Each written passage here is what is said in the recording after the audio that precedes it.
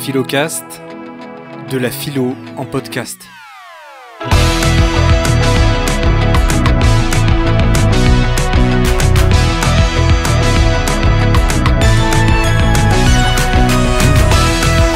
Les médias sont toxiques. Bonjour à toi qui écoutes ce podcast. Tu viens d'entendre le titre et tu t'es peut-être demandé s'il n'était pas un petit peu réac, complotiste, mauvais.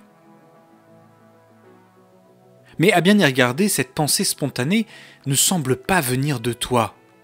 Tu ne sais pas ce que j'entends par toxique, et pourtant tu as déjà un avis dessus.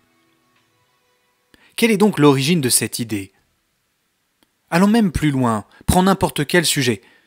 Tiens, la Coupe du Monde par exemple. Lorsque je t'en parle, quel est ton avis ? Non pas sur la finale que tu as sûrement regardée, mais sur l'événement de la Coupe du Monde. Si tu es attentif, tu verras que bon nombre de propositions, de phrases et de sentences émergent. Et si tu fais le tri de tes pensées, tu verras qu'elles ne sont pas toutes réellement les tiennes. Il y a dans ton esprit des générations spontanées, qui ne sont pas le fruit de ton expérience. Il y a des idées parasites, qui, tel le coucou, un oiseau qui pond dans le nid des autres, ont pris place dans ton esprit sans que pour autant tu y adhères complètement. Des pensées slogans, faciles, courtes et confortables. Tu te découvres peut-être un peu malade de la pensée. Il y a une multiplication d'idées, tel un cancer, qui finit peut-être par empoisonner ton esprit.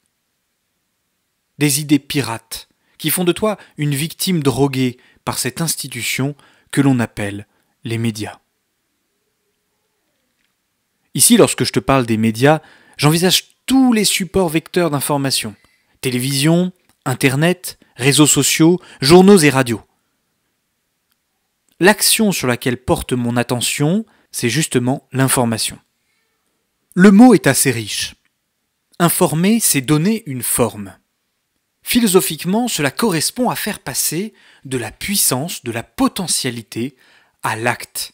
Un peu comme un sculpteur ferait passer à l'acte, à l'existence actuelle, une forme qui serait contenue en puissance dans un bloc de marbre. Le sculpteur informe le marbre. Celui qui donne de l'information fait donc parvenir à l'existence une forme sur un sujet précis. Tiens, c'est bientôt Noël. L'occasion pour les familles de se retrouver et parfois de se raconter leur année passée. Sois attentif à la manière avec laquelle on raconte les choses. Le but est de faire advenir une certaine connaissance, une certaine représentation des événements passés dans l'esprit d'autrui qui n'a pas lui-même vécu ces événements. Par nos paroles, par la manière que nous avons de conter les choses, on fait exister dans l'esprit de quelqu'un quelque chose qui n'était qu'en puissance. Bon, il est vrai que face à ton oncle Régis ou à ta grand-mère, tout n'est pas complètement en puissance. C'est-à-dire qu'il existe des dispositions, des a priori, parce que, à force, tu les connais. Ils exagèrent, ils minimisent, ils déforment un petit peu lorsqu'ils racontent leur affaire, et puis sur certains sujets, c'est clairement leur avis. Ils ont tendance à présenter les choses pour servir leurs intérêts. Donc en les écoutant, tu prends du recul. Cela te demande peut-être un peu d'énergie, mais c'est faisable. Face aux médias, c'est plus compliqué.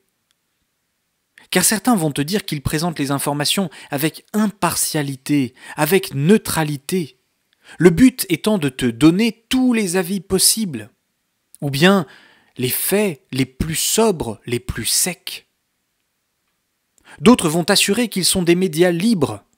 D'autres vont t'assurer qu'ils sont des médias libres. D'autres encore vont te certifier qu'ils ne mentent pas, eux, jamais. D'autres encore vont s'évertuer à montrer que tous les autres mentent. Certains vont te conforter dans tes idées en te faisant côtoyer que ceux qui pensent comme toi. Mais tous vont te bombarder d'images, de discours et de thèses. La prise de recul est plus difficile parce que la vague d'informations est bien trop importante et le temps d'existence de cette information n'est pas suffisamment important pour que tu puisses la juger et te faire un avis. Pense bien, un journaliste liste les idées du jour. Lorsqu'arrivera demain, il sera trop tard pour poser une pensée critique sur celle d'hier. Bernanos déclarait « On ne comprend absolument rien à la civilisation moderne si l'on n'admet pas tout d'abord qu'elle est une conspiration universelle contre toute espèce de vie intérieure. » Oh, il ne faut pas y voir une intention ou un complot, mais les médias sont une émanation, une vapeur toxique contre la vie intérieure qui demande du recul et du temps. Mais je vois déjà qu'une partie de toi se révolte. Il faut bien être au courant. Il ne faut pas vivre en amiche, il ne faut pas être déconnecté du monde, il ne faut pas se faire avoir. Oui et non. Tout dépend du prix que tu dois payer pour être au courant. Expression du XVIIIe siècle qui signifie littéralement être dans ce qui coule vers l'océan. Attention, la noyade n'est pas loin. Aujourd'hui, l'information est gratuite. Il est donc facile de tomber dans une boulimie d'informations. Le mot média signifie moyen ou intermédiaire. Or, le monde doit être vu aussi sans intermédiaire, sans lunettes, sans prêt à penser. Laisse-toi saisir et intriguer par le réel, questionner par lui. Car ce n'est qu'en lui que tu pourras vivre pleinement. Je t'ai parlé de la toxicité des médias, je te propose donc 2 petits remèdes. Premièrement, essaye de faire le tri dans tes idées. Ce sera une sorte de détox de ton esprit. Avant de donner ton avis sur quelque chose, demande-toi si tu es véritablement en accord avec cet avis et si tu as les arguments réels pour le défendre, si tu es confronté réellement à cette situation. Cela te demandera peut-être de te taire un peu plus. Deuxièmement, va dans la rue. Interroge les autres sur leur propre vie et non sur ce que tout le monde entend, sur ce que tout le monde lit, sur ce que l'on voit dans les journaux ou dans les médias. Confronte-toi à l'état réel de ta commune, de ton quartier, de tes amis, de ton école, de ton université. Tu verras que ton approche de la réalité changera.